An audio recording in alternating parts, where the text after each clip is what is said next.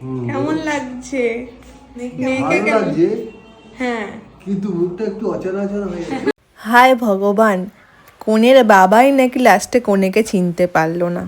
কি বলি বলো তো এবারে, আমি কি এমনই মেকআপ করলাম যে আমার কনের বাবা তাকে চিনতেই পারলো না? তো চলো, আজকের স্টোরি জানতে হলে কিন্তু দেখতে হবে ফুল ভিডিওটা।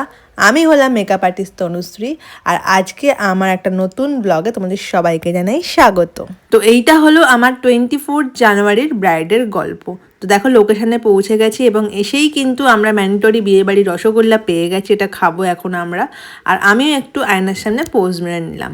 আমার এই 5 বছরের কেরিয়ারে এটা হলো সেকেন্ড ব্রাইড যে হচ্ছে এতটা পাংচুয়াল, মানে আমি যাবার আগে থেকে ও হলদি সব কিছু সেরে ফটোশ্যুট সেরে বসছিল আমার জন্য। জাস্ট আমি এসছি এবং ও চলে এলো এই রুমে সাজার জন্য। বলতে গেলে আজকে আমি 10 মিনিটস লেট করেই ঢুকেছি, কারণ কি আমার টাইম দেওয়া ছিল 1:30 এবং আমি ঢুকেছি 1টা